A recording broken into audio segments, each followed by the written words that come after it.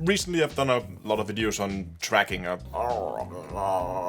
So when TrackIR reached out and said, do you want to take a look at our head tracker? It was pretty natural that, yeah, I would. That's what we're gonna do today. So just in the interest of full transparency, TrackIR did send this to me. I'm allowed to keep it afterwards, but I'm not getting paid for it, and I can say whatever I want about the product, whether I like it and whether I don't. Let's just go ahead and let's take a look at this. This is going to be like a combined unboxing, first experience, setup guides, all kinds of things. Very easy to open. Uses like getting started manual. Inside it we find, whoa, hold on, there's a wire to this. How does this work? Oh my god, there's a lot here. This is the actual like tracking sensor itself. We need to find that, a place to put that. Nice and long wire like that. USB stick there. Some kind of like metal. I think this is the thing that goes on your headset. So that's the one that with the LEDs that it will do the actual tracking for. There is some more wiry thingies here. Oh, or maybe this is. I think I need to read a manual. This. Oh, hold on. We can open this. Okay, hold on. You guys see this? There's this weird thing that can like clamp on. Ooh, that clamp maybe that clamps onto the headset. We got that, and then the other end we got a very long cable. It's a male and a female USB. That's very odd. And then we have this last thing, which I believe is some kind of. Yeah. Okay. So that's a little stand.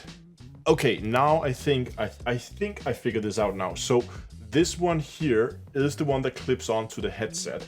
And the idea with this is, I don't know if this shows up on camera. Let's see if we can get it to focus. You can kind of see there are two slots it can be in. It can be there, or it can be moved down there. And that depends on the thickness of the headset where you clamp it in so that you get a nice and secure clamp. So that means I should be able to take this and then just put that like there, and then clicks in place. And there you have it. We now have a little tracking clip, and we can adjust that accordingly. That is like so. And I also figured out the pass-through. So the idea is, and this is actually quite clever, I actually kind of like this. The idea is that obviously this goes into the computer, but then you take the lead from the camera and you can click the camera in there. So now this is kind of like one cable. We have this weird one, which I couldn't really figure out what was. I'm just going to show you what that is. Okay, so you get your cap from d2astore.com, and then you take the clip here, and I think it then goes on the shadow of the cap somehow. Oh yeah, here we go. So you like bend those metal pieces onto the shadow of the cap. If you were actually smart, you centered it on the shadow. There you go. It now sits there. And these are then reflective markers. Put that on there. Okay. And then you can take your headset as well. And then I guess you wouldn't need this. This is called the TrackRI Clip Pro. I just assume it's easier for it to track if it have dedicated LEDs on your headset, but you can use it passively, like so. And then you just have a cap with your little tracking markers on there. Okay, you have options.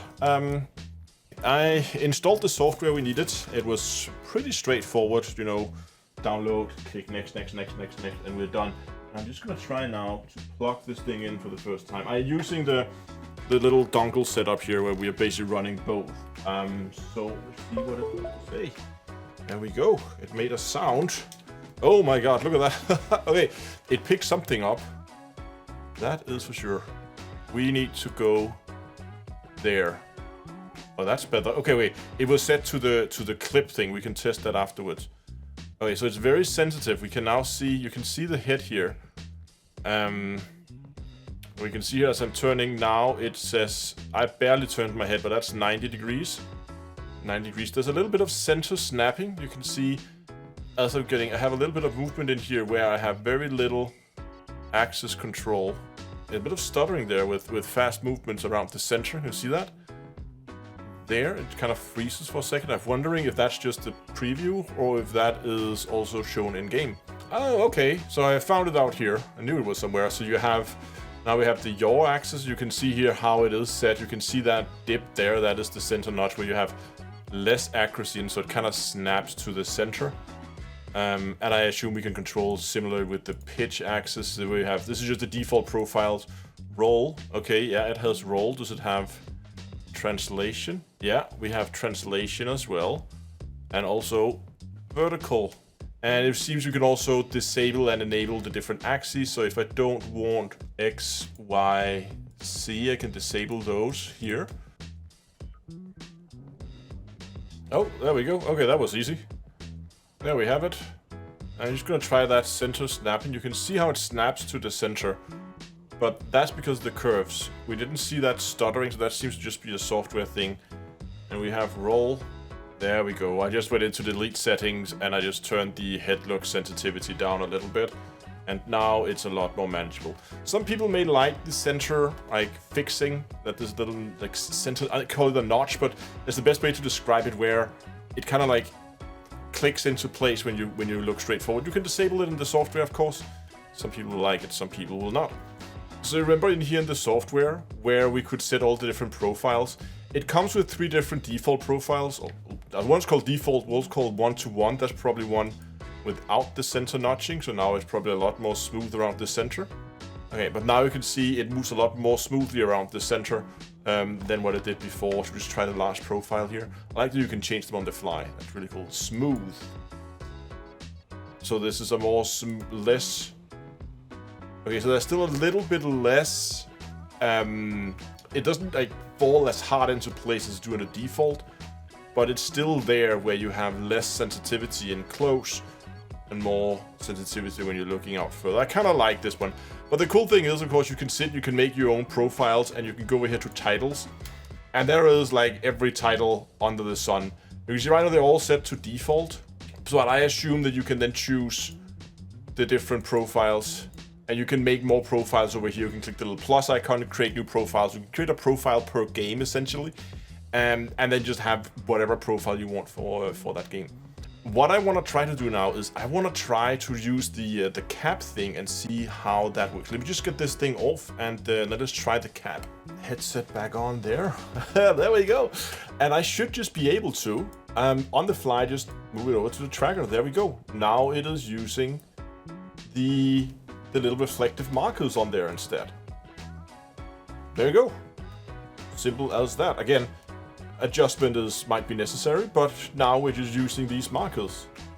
Huh, that's actually interesting. I know you probably get better tracking with something like this, where you have dedicated LEDs compared to just the reflective markers. But just the hassle of not having an extra wire, I kind of like the little clip here. Okay, there we go. Does this work? Okay. Okay, it's not ideal. I was just trying to put it on top of my headset instead, so I didn't have to use the cap.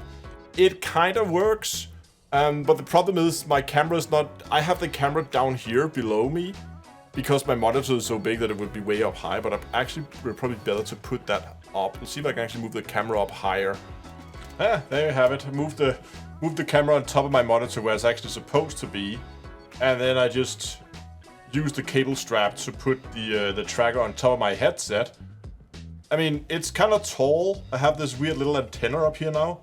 But you get rid of the cap, you get rid of all the wires, and it's just now an integrated part of my headset. I can't promise you this will work for all headsets, but I guess with a bit of ingenuity and some zip ties, I'm pretty sure you can make this work for most headsets. Yeah, okay, so we can either get the tracker alone, the camera alone, and then it will come with this clip. You can get the tracker and the Pro clip that we saw here for better tracking as a combo deal, or you can buy the Pro clip alone. So if you want to start with just buying one and then adding the other one later, you can do so. You have the option to choose. I can see why this is so popular. Whenever I do cockpit reviews, in case you don't know, I have a series where I review people's home flight sim or space sim cockpits, and I see these a lot. A lot of people have these, and I can see why. Very competitive product. I kind of like it, to be honest. So it has some clear advantages. Now, I just want to comment on the difference between using the clip and this. I actually prefer the clip for two main reasons. First reason is no cable. The reflective markers on the clip is like 180 degrees around. That means I have extremely good, I was trying to see how far I could go. I can almost look all the way over my shoulder before it begins to lose tracking. I don't think you get as much movement. I know it doesn't make a lot of sense because I'm looking here, I can't see the screen, but it will keep tracking, because one of the problems you often see, and I also noticed with this one, is if you get to really extreme angles, if you for instance have a very wide setup where you have monitors all around you, if you get to very extreme angles, these kind of things can get problematic, especially if I have it on this side of my headset and I begin to look this way, I can begin to cover it up with my face.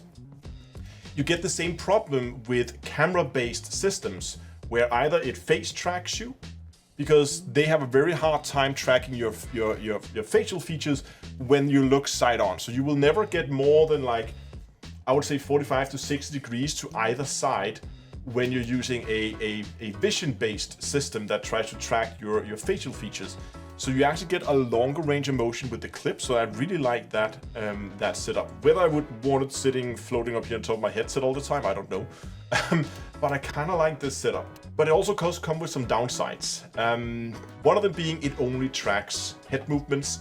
It doesn't track stuff like facial features. So if you want to use something like face over IP, then you're gonna have to have a separate camera next to this that can then track facial features. And obviously you don't get stuff like gaze-based targeting. For that, you're gonna have to get a Tobii Eye tracker. But of course, Tobii Eye trackers are 5 or 6 times as expensive. I mean, it's not even comparable in price. They are way more expensive, and they just went up in price too. So I can definitely see this being a very, very competitive product. And I would even say, for if you're playing stuff like Elite, where we don't have face over IP, we don't have gaze-based targeting, then I would absolutely say you get all the features you need. But huge thank you to TrackIR for sending this out so I could take a look at it. I will be posting a link for their site in the description below if you are interested in that. Thanks a lot for watching, and until next time, I'll see you guys in space.